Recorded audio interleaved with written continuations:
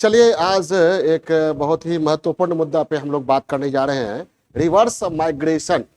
Reverse migration का मतलब क्या? जो लोग यहां से गए भारत से बाहर, अब वापस लौट कर आ रहे हैं। ठीक है, कहा जाता है एक भारतीय को भारत से बाहर ले जा सकते हैं, लेकिन भारत को भारतीय से निकाल नहीं सकते हैं। मतलब समझे? मेरा जूता है जापानी, पतलून इंग्लिस्तानी, सर पे लाल टोपी रूसी, फिर भी दिल है हिंदुस्तानी। तो कहीं पर भी रहेंगे, क्या रहेगा? दिल कहाँ रहेगा? हिंदुस्तान में।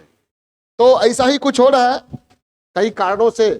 जो लोग भारत से बाहर गए थे, हमारे यहाँ से ब्रेन ड्रेन, मेधा पलायन, प्रतिभा पलायन बड़े पैमाने पर हुआ था। अब स्थितियां बदल रही है, विदेशों की, पूरे विश्व की भी स्थितियां बदल रही है और हमारे देश की भी स्थितियां बदल रही है। अब फिर से वे लोग वापस अपनी जड़ों की ओर लौट रहे हैं। ठीक है, लौट रहे हैं तो उसमें केवल ऐसा नहीं है कि भारत के प्रति अचानक प्रेम जग गया। थोड़ा सा ये तो है ही, अपने मूल स्थान से लगाव तो होगा ही। इसके साथ साथ कई और ऐसे पुल फैक्टर हैं जो इन लोगों को भारत की ओर आकर्षित कर रहे हैं। वे लोग लौट रहे हैं। बहुत सारे एनआरआई आ रहे हैं और एक आंकड़ा है, आंकड़े के मुताबिक एनआरआई यहां पर आकर फ्लैट खोज रहे हैं। क्या? रहने के लिए आवास, परमानेंट, अस्थायी रूप से रहने की इच्छा लेकर लौट रहे हैं। तो हम लोग समझेंगे कि रिवर्स माइग्रेशन, घर वापसी। रिवर्स माइग्रेशन को हम हिंदी में घर वापसी बोलेंगे। क्या कहेंगे? घर वापसी। ठीक है, बेटर है, घर वापसी। तो ये लोग जो रिवर्स माइग्रेशन यानी लौट कर आ रहे हैं, इसके क्या कारण है, और गए थे तो क्या कारण था, और जब लौट रहे हैं तो हम लोगों को या भारत सरकार को क्या करना चाहिए। क्लियर है? तो इन सभी चीजों को समझने के लिए कुछ वर्ड्स है, वो समझ लेते हैं हम लोग। जैसे इमिग्रेशन, आप्रवास, एमिग्रेशन उत्प्रवास, माइग्रेशन प्रवास, ब्रेन ड्रेन मेधा पलायन, ब्रेन गेन मेधा आगमन, ब्रेन सर्कुलेशन, ड्रेन और गेन दोनों मिलाकर ये सब चीज को थोड़ा थोड़ा समझ लेते हैं। उसके बाद एनआरआई, डायस्पोरा, पीआईओ क्या है, ये सब समझ लेते हैं। उसके बाद हम लोग आगे बढ़ेंगे। यूपीएससी में भारतीय समाज और एक इकोनॉमी, भारतीय समाज और इंडियन डायस्पोरा से यूपीएससी के सिलेबस में ये चैप्टर है। ठीक है, तो वो उस चैप्टर को जब पढ़िएगा तो ये टॉपिक जो अभी हम जिस पर वीडियो बना रहे हैं वो फायदेमंद होगा, लाभप्रद होगा। ये वीडियो को सुनने के बाद बहुत कुछ क्लियर हो जाएगा। तो पहले तो ये समझे माइग्रेशन। माइग्रेशन मतलब क्या है, ब्रीफ में बहुत संक्षेप में हम बताएंगे, बहुत विस्तार से नहीं जाएंगे। माइग्रेशन को सिंपल हम कह सकते हैं प्रवास। ये दो तरह का हो गया। इमिग्रेशन, क्या? इमिग्रेशन। इमिग्रेशन मतलब हुआ इंटर करना। आप्रवास, क्या हुआ? आप्रवास यानी दूसरे देश से हमारे देश में आना, आप्रवास। और एमिग्रेशन, एग्जिट मतलब उत्प्रवास, यहां से जाना। तो ब्रेन ड्रेन क्या हुआ? ब्रेन ड्रेन क्या हुआ? इमिग्रेशन। ब्रेन ड्रेन क्या हुआ? इमिग्रेशन। क्लियर है? अब माइग्रेशन, बहुत सारे लोगों ने हमारे यहां से माइग्रेट किया, जिसमें एनआरआई। एनआरआई को क्या कहते हैं? Full form non resident Indian, जो अनिवासी भारतीय हिंदी में कहा जाता है, जो भारत से बाहर शिक्षा या नौकरी करने गए हैं और वहां की नागरिकता प्राप्त कर लेंगे या फिर लौट भी सकते हैं NRI. PIO, person of Indian origin, जो भारतीय मूल के लोग हैं, जैसे मॉरिशस, ट्रिनिदाद, फ्रेंच गुयाना वगैरह में रह रहे हैं वर्षों से। ठीक है, मूल रूप से वे अपने वंश के हिसाब से वे भारत से जुड़े हुए हैं। ये क्या हुआ? पीआईओ। और इंडिया के लोग जितने भी इंडिया से बाहर हैं वो कहलाएगा इंडियन डायस्पोरा। क्या कहलाएगा? Indian diaspora. ठीक है, इंडियन डायस्पोरा। तो डायस्पोरा का हमारे लिए महत्व क्या है? भारत के लोग जो भारत के बाहर पूरी दुनिया में छितराए हुए हैं, है ना, वो क्या कहलाते हैं? Diaspora, Indian diaspora. Indian diaspora का इंडिया के लिए क्या महत्व है वो थोड़ा सा देख ले। ठीक है, पहले तो ब्रेन ड्रेन समझ ले। ब्रेन ड्रेन, मेधा पलायन या प्रतिभा पलायन। ये क्या हुआ? उच्च शिक्षित, कौशल युक्त, पेशेवर लोगों का, वैज्ञानिक हो, ठीक है, प्राध्यापक हो, चार्टर्ड अकाउंटेंट हो, या ये उद्योगपति हो, पूंजीपति हो, ठीक है, प्रोफेशनल जो है उनका भारत से बाहर की ओर जाना, क्या भारत से बाहर की ओर जाना, क्यों, क्या कहलाता है, ब्रेन ड्रेन।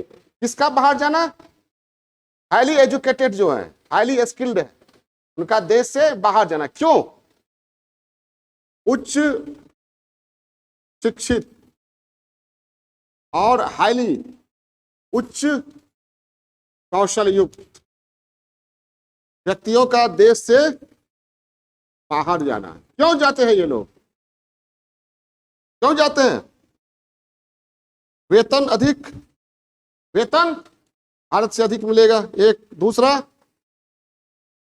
हाँ, सुख सुविधा बेहतर, जीवन की गुणवत्ता, बेहतर सुख सुविधा, ठीक है, बेहतर सुविधा, जैसे शिक्षा हो गया, स्वास्थ्य संबंधी सुविधा,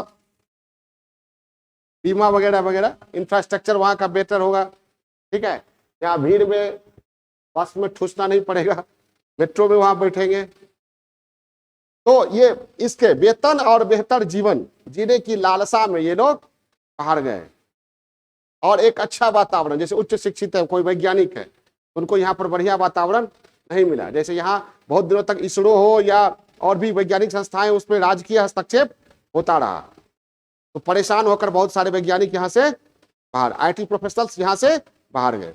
ये ब्रेन ड्रेन, ब्रेन ड्रेन क्या हुआ, उधर से लौटकर यहाँ आना, उच्च शिक्षित कौशल युक्त वैज्ञानिकों, तकनीशियनों, सूचना तकनीकी विशेषज्ञों का बाहर से देश आना, ये क्या हो गया, ब्रेन गेन। दोनों मिलाकर क्या कहलाता है, ब्रेन सर्कुलेशन, क्या कहलाता है, ब्रेन गेन। तो अभी जो है कहा जा रहा है कि ब्रेन गेन जैसी स्थिति भारत में उत्पन्न हो रही है। पहले क्या हुआ था, ब्रेन ड्रेन हुआ था, अब फिर ये लोग रिवर्स माइग्रेशन, मतलब वापस लौट रहे हैं, क्लियर है। तो ये ब्रेन ड्रेन हुआ था क्यों, अभी बताया मैंने, वेतन, जीवन की गुणवत्ता, शिक्षा, स्वास्थ्य, इंफ्रास्ट्रक्चर, सोशल और फिजिकल इंफ्रास्ट्रक्चर बेहतर की तलाश में ये लोग बाहर गए थे। बहुत लोगों को सफलता भी मिली, आप लोग जो सुने ही होंगे, हरगोविंद खुराना, अमर्त्य सेन, वीएस नायपॉल, अमर्त्य सेन, हरगोविंद खुराना, एस चंद्रशेखर, सुब्रमण्यम चंद्रशेखर, एक, तो ऐसे बहुत सारे लोग हैं जिन्हें बाहर में सफलता मिली, शायद भारत में रहते तो सफलता नहीं मिलती। कुछ लोग हैं, कुछ ऐसे भी प्रसिद्ध व्यक्ति रहे जो भारत आए और गुमनामी के अंधेरे में, ठीक है, खो गए, और खो गए ही नहीं, बहुत ही बदतर हालात में उनकी मृत्यु हुई। हमारे बिहार से एक उदाहरण है वशिष्ठ नारायण। तो ये लोग बाहर गए, बाहर जाने का एक और था कि हमारे यहाँ समाजवादी नीति के तहत निजी क्षेत्र पर, ठीक है, कठोर प्रतिबंध, क्या कठोर प्रतिबंध लगाया गया, ठीक, काफी कठोर नियंत्रण, ठीक, आईटी सेक्टर को भी पनपने नहीं दिया गया, टैक्सेशन काफी किया गया, साइंस से जुड़ी, साइंस टेक से जुड़ी जो संस्थाएं थी उसमें सरकारी हस्तक्षेप। तो एक अनुकूल वातावरण यहाँ वैज्ञानिकों के लिए, तकनीशियनों के लिए, प्रोफेसरों, पेशेवर लोगों के लिए, उच्च पेशेवर लोगों के लिए नहीं था। परिणाम क्या हुआ, इन लोगों ने ये दूसरे देशों में, कनाडा, यूएसए, यूरोप के कई देशों में जाना बेहतर समझा, और इन लोगों को काफी सफलता भी मिली, ठीक है। तो brain drain, Indian diaspora, NRI, PIO, immigration वगैरह वगैरह, समझ गए ब्रेन ड्रेन क्यों हुआ हमारे यहाँ से, वो समझ गए, ठीक है। तो ये प्रतिभा पलायन, मेधा पलायन जो हुआ, ये हमारे लिए क्या थी, दुख की बात, ठीक है। यही भारत है जहां पूरी दुनिया की इंटेलेक्चुअल ज्ञान लेने के लिए आते थे, ये भारत, और यही बिहार। नालंदा विश्वविद्यालय, विक्रमशिला विश्वविद्यालय, तक्षशिला विश्वविद्यालय, पढ़ने के लिए पूरी दुनिया से लोग यहाँ आते थे, ठीक है। अब क्या हो गया, ये रिवर्स चल पड़ा, हमारे यहाँ से लोग बाहर हैं। कारण क्या है, तो प्राचीन काल में हमारे यहाँ जो एजुकेशन सिस्टम था, हमारा यहाँ जो ये हम शिक्षा, स्वास्थ्य वगैरह वगैरह की स्थिति थी, वो उतनी बेहतर अब नहीं है। उस काल में वैश्विक माहौल जो था उसमें हमारा भारत काफी उन्नत होगा, विकसित होगा, तभी तो हाईयान हो, वेनसांग हो, कौन कौन कहां कहां से यहां पर आए। तो ये ब्रेन ड्रेन हुआ, ब्रेन अब गेन की स्थिति उत्पन्न हो रही है। इन सभी बात पहलुओं पर हम लोग बात करेंगे। स्थिति क्या हुई, क्या बदली, 1991 में क्या हुआ, इको रिफॉर्म हुआ। क्या हुआ, इकोनॉमिक रिफॉर्म, और फिर पॉलिसीज बदली गई, माहौल बदला, परिस्थितियां बदली। ठीक है, अब जो हमारे यहां से लोग उच्च शिक्षित कौशल युक्त लोग अवसर की तलाश में जाते थे, कहां, विदेश। ठीक है, अब 91 के बाद धीरे धीरे अवसर यहां भी क्रिएट होने लगे, उन लोगों को मिलने लगा। ठीक, तो हम लोग बात हम यहां पर करने जा रहे हैं मुख्यतः कि क्या रिवर्स माइग्रेशन सही स्थिति बात है। रिवर्स माइग्रेशन की स्थिति, भारत के लिए रिवर्स माइग्रेशन की स्थिति मतलब जो बाहर गए थे वे लोग लौट रहे हैं। ठीक है, क्या ये सही है, अगर लौट रहे हैं तो किन परिस्थितियों में लौट रहे हैं, हमारे लिए आज ये मुद्दा है एनालिसिस का। क्यों लौट रहे हैं, किन परिस्थितियों में, क्या परिस्थितियां हैं, किन परिस्थितियों में, परिस्थितियां क्या है रिवर्स माइग्रेशन के लिए जिम्मेवार। तो सबसे पहला देखिए, हमारे यहां से लोग गए क्या कि बेहतर सैलरी, अच्छा वेतन, और डॉलर और रुपी में अंतर, वहां डॉलर में मिलेगा तो सैलरी यहां से कई गुना ज्यादा होगा। ठीक है, तो देखा यह गया कि लोग यहां से तो जाते हैं, सैलरी उनकी एकाएक बढ़ जाती है भारत से ज्यादा, लेकिन खर्चे भी बढ़ जाते हैं। ठीक है, और परचेजिंग पावर पेरिटी के हिसाब से देखा जाए तो अगर वहां अधिक वेतन मिलता है तो लिविंग कॉस्ट भी अधिक है, अगर यहां कम वेतन मिलता है भारत में तो लिविंग कॉस्ट भी कम है। और दूसरी बात, लिविंग कॉस्ट कम है, खर्चे भी कम है, सैलरी कम है, तो बात तो बराबर पड़ी ना। लेकिन एक चीज पर हमारा देश या देश की जो परिस्थितियां है वो भारी पड़ेंगी, क्या, यहां कम वेतन है, लिविंग कॉस्ट भी कम है, लेकिन अपने समाज के बीच में है। बताया होंगे वो कभी, युधिष्ठिर से यक्ष ने पूछा संसार में सबसे सुखी कौन है, तो सबसे सुखी वही है जो अपनी आजीविका के द्वारा लाभ अर्जित करते हो, जीवन यापन करते हो, और अपने सगे संबंधियों के बीच रहता हो। ठीक है, भले ही वह साग सब्जी खाता हो, कम खाता हो, लेकिन अपने सगे संबंधियों के बीच और स्वतंत्रता पूर्वक आजीविका का निर्वाह करते हुए रह रहा हो। तो ये परिस्थितियां बदली, परिस्थितियां क्या बदली कि विदेशों में मतलब क्या, यहां वेतन अधिक तो हो जाते हैं लेकिन खर्चे भी अधिक। ठीक है, और हाल में देखा गया कि बाहर जैसे रूस यूक्रेन युद्ध हुआ, कोविड हुआ, ठीक है, मौसम की मार, जलवायु परिवर्तन आदि के कारण महंगाई पूरी दुनिया में चरम पर है।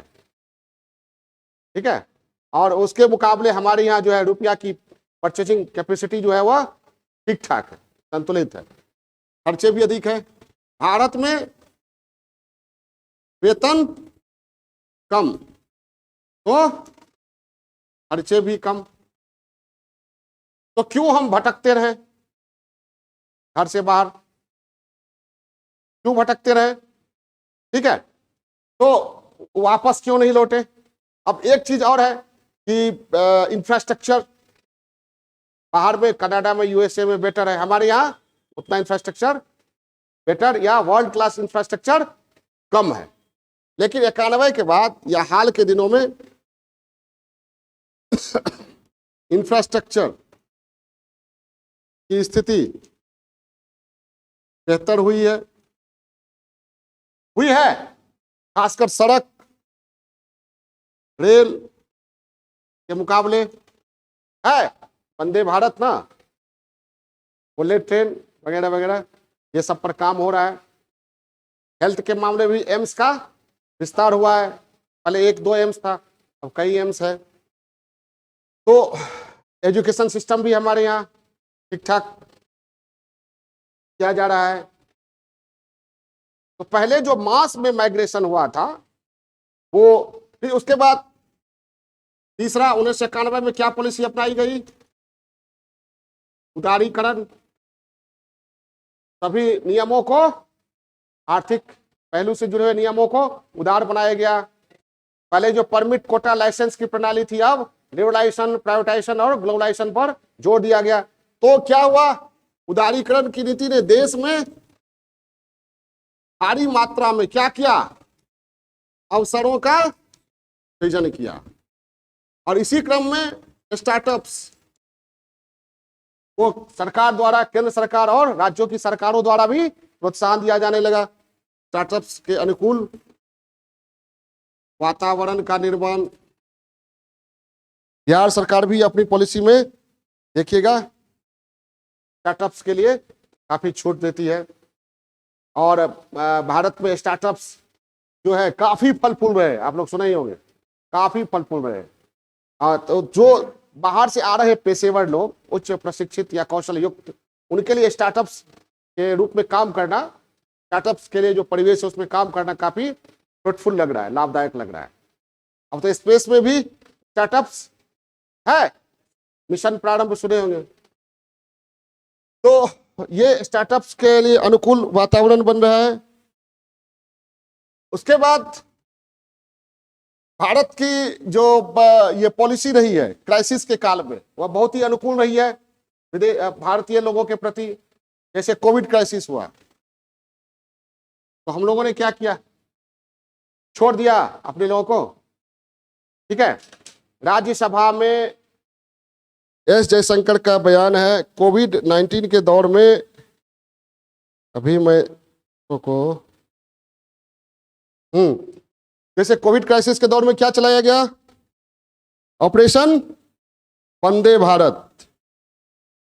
ये आपको राज्यसभा में हमारे विदेश मंत्री एस जयशंकर का 15 मार्च 2021 को दिया गया बयान है, जिसमें उन्होंने कहा कि वंदे भारत मिशन के तहत क्या, जब कोविड क्राइसिस आई तो हम लोगों ने अपने लोगों को बाहर असुरक्षित नहीं छोड़ा। एस जयशंकर के मुताबिक वंदे भारत मिशन, इसमें कौन काम किया था? Air India. मिशन के तहत 98 देशों से, कितने देशों से? 98 देशों से 45,82,043 लोगों को सुरक्षित वापस लाया गया। कहां? इंडिया। यानी हमारी सरकार अपने लोगों को सुरक्षा देने में सक्षम है। इसके बाद आप लोग जानते होंगे इंडियन नेवी ने जारी किया क्या? ऑपरेशन समुद्र सेतु। क्या चलाया? तालिबान की जब चुनौती आई अफगानिस्तान में, अफरा तफरी हुई, तब वो हम लोगों ने क्या किया? क्या नाम क्या था? ऑपरेशन देवी शक्ति। याद आया? रूस यूक्रेन युद्ध हुआ तो क्या चलाया हम लोगों ने? ऑपरेशन गंगा। अब ये सारे ऑपरेशन जो हो रहे थे, जो लोग बाहर से आ रहे थे, उन लोगों को लग रहा था कि आखिर अपना वतन अपना ही होता है, ठीक है। इंसान केवल भौतिक सुख सुविधा में नहीं, भावनाओं में भी जीता है। तो अगर अपने सगे समाज के बीच में हो, अपने घर में हो, और कम भी वेतन मिले तो लोग आसानी से रहना स्वीकार कर लेता है। तो ये जो क्राइसिस का दौर चला, रूस यूक्रेन युद्ध हुआ, या तालिबान ने जो अफरा तफरी मचाया, या कोविड क्राइसिस हुई, इसमें लोगों ने सोचना शुरू किया कि आखिर घर से निकलकर पूरी दुनिया में भागदौड़ करने का उद्देश्य क्या है? केवल पैसा कमाना? सुकून कहां है? युधिष्ठिर के अनुसार सुकून किसको है? जो चैन से अपने सगे संबंधियों, समाज के बीच में रहता हो और स्वतंत्र आजीविका का निर्वाह कर, स्वतंत्रता पूर्वक कोई रोजगार करता हो, वही सुकून से, चैन से रह सकता है। ठीक है। तो ऑपरेशन ये सब, तो क्या हुआ, लोगों ने मूल स्थान, ग्राम्य परिवेश, जो मशीनी जीवन है बाहर में, यूरोप में, अमेरिका में, उससे तंग आकर लोगों ने मूल स्थान या ग्राम्य परिवेश में लौटना आरंभ किया। बहुत सारे लोग, बहुत सारे एनआरआई यहाँ आकर बंगला या फार्म हाउस बनाकर अपना आराम से सुकून से रह। ठीक है। जीवन की प्राथमिकता को लोग फिर से निर्धारित करना आरंभ किया कि प्राथमिकता खाली पैसा है, पैसा कमाते कमाते कब तक पैसा कमाए। ठीक है। स्थिति ये हो रही है, देखा जा रहा है कि माँ बाप की मृत्यु हो जाती है, बेटे आ नहीं पाते हैं, हाँ, वीडियो कॉन्फ्रेंस से अंतिम संस्कार में शामिल होते हैं। तो ऐसी पैसा किस काम का? समझ भाई बात। पैसा, मुख्य उद्देश्य क्या होना चाहिए जीवन का? इंजॉय, आनंद, खुशी। और आनंद और खुशी कैसे मिलेगी? खाली मोटरसाइकिल, रेलवे, हवाई जहाज में उड़ के थोड़ी खुशी मिलती है। तो ये लौटना लोगों ने आरंभ किया। और बहुत सारी चीजें ऐसी है जो हाल फिलहाल में, हाल के दिनों में काफी प्रसिद्ध हुई है। उससे भी हमारे देश के जो लोग हैं बाहर गए थे, वे फिर से लौट रहे हैं। जैसे योगा।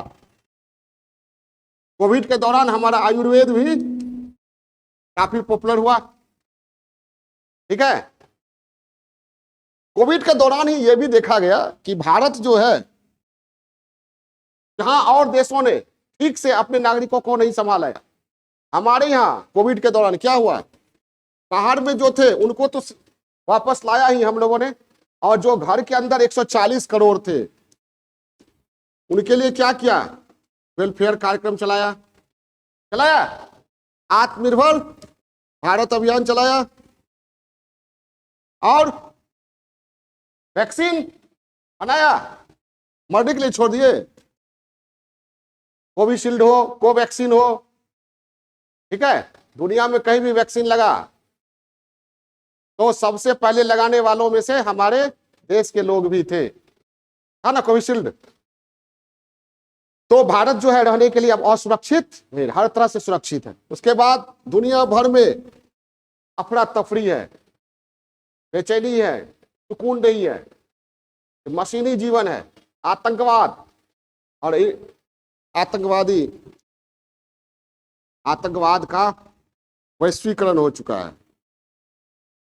ऐसे परिवेश में भारत काफी अनुकूल, क्योंकि हाल फिलहाल में आतंकवादी घटना घटी है। कोई आतंकवादी घटना हाल फिलहाल में कोई बड़ी घटना नहीं घटी है। और मणिपुर में जो कुछ हो रहा है वो आपसी लड़ाई है, तो जनजातियों के बीच की लड़ाई। ठीक है। तो make in India, vocal for local, Bharat में बनाओ, भारत में बना खरीदो, इसने बाहर के पेशेवर लोगों को जो हमारे यहां से चले गए थे उन लोगों को फिर से लौटने के लिए एक अनुकूल वातावरण का निर्माण किया है। इसको कहते हैं पुल फैक्टर। पुल फैक्टर मतलब खींचना, ऐसा वातावरण बना दे कि खुद ब खुद आए। क्या हुआ? Pull factor. और ऐसा वातावरण बनाए कि यहां से भाग जाए, वो क्या हुआ? Push factor. एक समय में टैक्सेशन यहां पर बहुत था, कंट्रोल बहुत था, तो लोग यहां से भाग भाग के चले गए। यहां से जो भाग के गए पूरी दुनिया में फैल गए। बड़ा बड़ा कंपनी का बड़ा बड़ा कार्यकर्ता सीईओ बना, सुधार पिचाई हो, सत्या नडेला हो, और नाम बोलिए, बहुत नाम है ऐसे ऐसे, तो यहां से गए। तो ये हुआ। अब करना क्या चाहिए हमें? हमें करना क्या चाहिए जब रिवर्स माइग्रेशन हो रहा है? हाँ, क्या करना चाहिए? तो ये लोग आ रहे हैं, गए थे क्या? वर्ल्ड क्लास इंफ्रास्ट्रक्चर का आनंद लेंगे, बुलेट ट्रेन, ठीक है, बहुत अच्छी स्वास्थ्य सुविधा, बहुत अच्छे शिक्षा व्यवस्था। तो हमारे यहाँ क्या करना चाहिए? हाँ, सही स्वास्थ्य सुविधा, शैक्षणिक व्यवस्था, परिवहन, विमानन, यानी वर्ल्ड क्लास इंफ्रास्ट्रक्चर क्या होना चाहिए, ताकि ये लोग फिर से जाए नहीं, उल्टे बाहर से लोग हमारे यहाँ आए, ट्रेन गेन हो हमारे यहाँ। क्या हो? जो ब्रेन ड्रेन हो रहा था अब क्या हो, ब्रेन गेन हो। बाहर के लोग यहाँ आए अवसर की तलाश में, उच्च वेतन की तलाश में, बेहतर गुणवत्ता युक्त शैक्षणिक स्वास्थ्य से संबंधित सुविधाओं की तलाश में बाहर से आए लोग, चिकित्सा पर्यटन के लिए आए, हाँ मेडिकल टूरिज्म हो। तो क्या करना चाहिए, वर्ल्ड क्लास विश्व स्तरीय क्या इंफ्रास्ट्रक्चर का निर्माण किस क्षेत्र में, शिक्षा, स्वास्थ्य, परिवहन इत्यादि के क्षेत्र में होना चाहिए वर्ल्ड क्लास इंफ्रास्ट्रक्चर। उसके बाद रोजगार अवसरों के अनुकूल वातावरण, बेहतर लॉ एंड ऑर्डर, समाज में क्या होना चाहिए, टॉलरेंस। और टॉलरेंस भारतीय समाज में है ही। यहूदी पूरी दुनिया में प्रताड़ित हुए, एकमात्र देश जहां यहूदी प्रताड़ित नहीं हुए वह कौन है, भारत। भारत। पारसी पूरी दुनिया से विलुप्त हो गए, लेकिन भारत ही ऐसा जगह जहां पारसी बड़े बड़े ओहदे पर हैं, बड़े बड़े पूंजीपति हैं, उद्योगपति हैं। ठीक है, हमारे यहां से जो डायस्पोरा गए ये बताता है, बहुत सारे हमारे डायस्पोरा ने अमेरिका में, यूरोप में, वहां के विकास में महत्वपूर्ण भूमिका निभाई। तो अगर हम उनको ला सके यहाँ और रोक सके तो भारत सही में नंबर 1 महाशक्ति बन सकता है। गोल्डमैन सैक्स ने कहा है कि 2075 तक अभी 5वीं सबसे बड़ी अर्थव्यवस्था है भारत, जर्मनी जापान को छोड़कर कुछ दिनों में तीसरी हो जाएगा। और हम आशा कर सकते हैं कि 2075 तक या 50 तक क्या सबसे बड़ी अर्थव्यवस्था के रूप में स्थापित हो जाए। ठीक है, तो इसके लिए वर्ल्ड क्लास इंफ्रास्ट्रक्चर, कानून व्यवस्था की अच्छी स्थिति, रोजगार अवसरों के अनुकूल वातावरण बनाना होगा, लोगों को रोकना होगा। Okay, bye.